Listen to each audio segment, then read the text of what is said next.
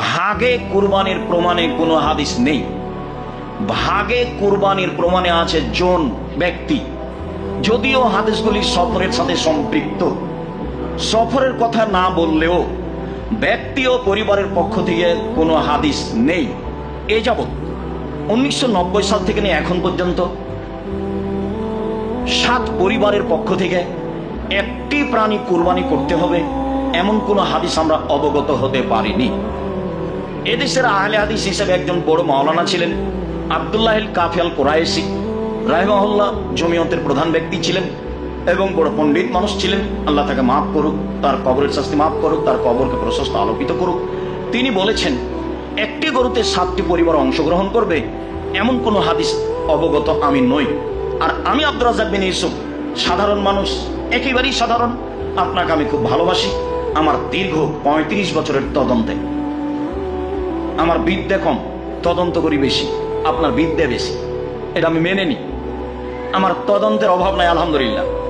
তাতে আমার অবগতিতে একটা গরুতে, একটা প্রাণীতে 7টা পরিবার অংশগ্রহণ করবে এমন কোনো হাদিস এই যাবৎ প্রমাণ হয়নি, কিয়ামত পর্যন্ত প্রমাণ হবে না বলে আমার জোরালো দাবি, সম্মানিত দিনী ভাই ইনশাআল্লাহ। এরপরে আমি বলছি, পরিবারের পক্ষ থেকে পশু কুরবানি করুন। টাকা বেশি আছে, ঢাকায় ব্যবস্থা রয়েছে আজও, উট কুরবানি করেন, উট কুরবানি করেন, বেশি নেকির ব্যাপার, একাধিক করেন। তো টাকা কম আছে, ষাঁড় করেন, কয়েক লক্ষ টাকা দিয়ে বড় মোটা তাজা হৃষ্টপুষ্ট ষাঁড় কিনেন। টাকা কম আছে, খাসি কিনেন। টাকা কম আছে, ছাগি কিনেন। ছাগি বুঝি না, যেগুলো বাচ্চা দেয়। টাকা কম আছে, ভেড়া ভেড়ি কিনেন। আজও বাজারে ভেড়া ভেড়ির দাম সবচেয়ে কম। একটা ভাগা নিতে যা টাকা লাগবে তাতে অন্তত 3টে ভেড়া কিনা পায়। আপনি কার কথাই পড়ে ভাগে কুরবানি কিনতে গেলেন, আবার কলিজা নিয়ে সমস্যা, আবার হাড় নিয়ে সমস্যা, আবার ভাগ নিয়ে সমস্যা। এতদিন তো নাড়ি ভুঁড়ি নিত না মানুষ, এখন তো নেই। নাড়ি ভুঁড়ি নিয়ে সমস্যা, পা নিয়ে সমস্যা। এত বোঝা আপনি কেন মাথায় করতে গেলেন? যতই ধমক দেখাক না কেন, বলার গতি ভাবে আছে। কে বলেছে চলবে না, এইভাবে বলা আছে।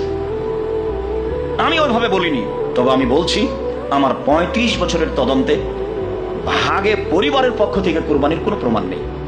7 জন আছে, 7 পরিবার নেই। আশা যে আমি কথা স্পষ্ট করতে পেরেছি, সম্মানিত দিনী ভাই বোন। দ্বিতীয় যেটা বলতে চাচ্ছি সেটা হলো এই যে দেখে কিনতে হবে ঠিকঠাক আছে কিনা কান, নাক, লেজ, দাঁত, পা রোগা কিনা, মোটা তাজা কিনা, শিং আছে কিনা। শুনুন, হাদিস সহি। কিনে নিয়ে এসে যদি শিং ভেঙে যায় তাহলে এটা বিক্রি করে দেন, আর একটা কিনে। যদিও অনেকে বলতে চেয়েছেন যে কিনে যদি নিয়ে আসার পরে ভেঙে যায় তাহলে করতে পারে, আপনি পরিবর্তন করে দেন, সেটাই ভালো। নিখুঁত প্রাণী কোরবানি করেন। আমি আপনাকে জোরালো ভাবে অনুরোধ জানাচ্ছি, আপনি আমার দিনী ভাই, আপনি আমার দিনী বোন। জরুরি কথা যে চন্দ্র উঠলে নখ কাটা যাবে না, চুল কাটা যাবে না, এটাই বিধান। তবে পশু প্রাণী প্রয়োজনে জবে করতে পারেন। আত্মীয় স্বজন এসেছে, গরু ছাগল জবে করবেন না, সেটা করেন, তাতে কোনো সমস্যা নেই। আপনি নখ কাটতে পাবেন না, আপনি চুল কাটতে পাবেন না। জরুরি বিধান যে যেহেতু বড় নেকি, যার যত টাকা বেশি সে তত দামি পশু কিনবে, একাধিক কিনবে, এ কথাই ঠিক। সারা জীবন 3 ভাই 3 জায়গায় থাকলেন, ঢাকায় চাকরি করলেন, কুরবানির সময় এসে বলছেন চলো যাই আমরা 3 ভাই একটা গরু কিনি। আপনাদের অর্থ সম্পদ পৃথক, ব্যাংক অ্যাকাউন্টও পৃথক। আজকে কোন দুঃখে 3 ভাইয়ের টাকা দিয়ে একটা গরু কিনলেন?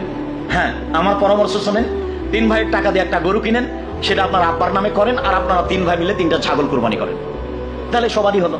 দেখেন তো পরামর্শটা ভালো হয় কিনা, এটাই হতে হবে। আপনি কম দামে কিনেন, দেখে সুন্দর বাজার একটা ছোট্ট ছাগল কিনেন, দাঁত হয়েছে বেশ সুন্দর ঝকঝকে, 10,000, 12,000, 15,000 কিনেন। ভুল পথে যাচ্ছেন কেন? সারা জীবন ভিন্ন থাকলেন, কুরবানিতে এক হয়ে গেলেন। আপনি বুঝলেন নিজের মতো, আল্লাহ বুঝে না। আপনি গোস্তের জন্য কুরবানি করতে চাচ্ছেন কেন? এই খাতে ফিরে আসতেই হবে। আরো জরুরি কথা যে কুরবানির গোস্ত 3 ভাগ করতে হবে এমন কথা আল্লাহ নবী বলেননি।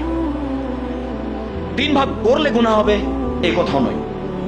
কুরবানির গোস্ত ফেরত নিলে, দান করার পরে ফেরত নিলে যেমন বমন করে আবার মুখ খেয়ে নেওয়া হয় তেমন এ কথা নয়।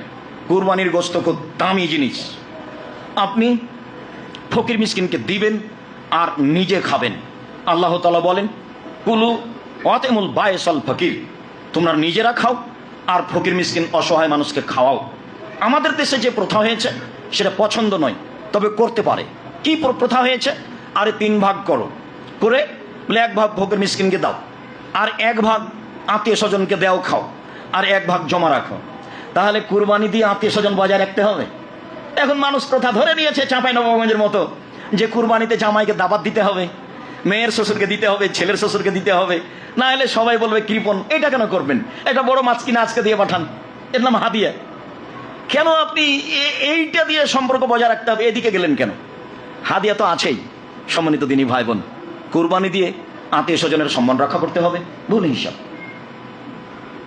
হাদিয়া দিয়ে আত্মীয় স্বজনের সম্মান রক্ষা করতে হবে, এবং পরহেজগার মানুষকে হাদিয়া দিতে হবে, খাবার জন্য বলতে হবে, এটাই বিধান। বলছিলাম 3 ভাগ করলে গুনাহ হবে কি? জি না। 3 ভাগ না করলে গুনাহ হবে কি? জি না। ভালো, বরং কি করতে হবে? বরং খান আর দিয়ে দেন, খান আর দিয়ে দেন। দেওয়ার মতো যদি মানুষ না থাকে তো 2-1 কেজি দিয়ে সবই রেখে দেন, কোনো সমস্যা নেই। 2-4-5 কেজি রেখে সবই দিয়ে দেন, সমস্যা নেই। বুখারী মুসলিমের হাদিসে এসেছে, আল্লাহ নবী আলীকে বললেন, আলী সব গোস্ত ফকির মিসকিনকে ভাগ করে দাও, ওর চামড়া ভাগ করে দাও, ওর গায়ের যে শীতের দিনে দেওয়ার যে একটা ঝুল, একটা কাপড় ছিল, একটা জিনিস ছিল তার গায়ে দেওয়া পশুটার, সেটা দিয়ে দাও ফকির মিসকিনকে। হাদিস বুখারী মুসলিম। আলী কসাইকে এখান থেকে গোস্ত দিবা না, কসাইকে টাকা দিয়ে কসাই ডেকে নিয়ে আসা। 2000 থেকে 10,000 লাখ তাতে আসে যায় না। আজকে অন্তত গোস্ত দিয়ে তাকে খুশি করতে হবে না। হ্যাঁ, আপনি যদি মনে করেন যে আমার বাড়ির কসাই, পাশের কসাই খুব নিঃস্ব মানুষ, সেটা ভিন্ন জিনিস। আপনি তাকে বলবেন না যে তুমি আমার সাথে কাজটা করে দিলে সেই জন্য এটা দিচ্ছি, এটা আপনি বলবেন না। বলবেন, দেখো তুমি গরিব মানুষ, এই যে 2000 টাকা নেও, আর গোস্তটা আমি তোমাকে নিঃস্ব মানুষ হিসেবে দিলাম। কসাই কি দিতে আল্লাহ রাসূল নিষেধ করেছেন? নিষেধের পদ্ধতি বের করতে হবে, নিষেধেই থাকতে হবে। সম্মানিত দিনী ভাই বোন, আমি আপনাকে জিনিসটি বোঝানোর চেষ্টা করেছি। যদি কোথাও ভুল থেকে থাকে তাহলে আপনি সালাতের পরে বললে আপনার সামনে আমি স্পষ্ট করার চেষ্টা করব। বলি, আল্লাহ তুমি আমাদেরকে বৈধ পয়সা দিয়ে কুরবানি করার তৌফিক দান করো, যাতে করে আমরা আল্লাহকে সন্তুষ্ট করতে পারি, তোমাকে সন্তুষ্ট করতে পারি।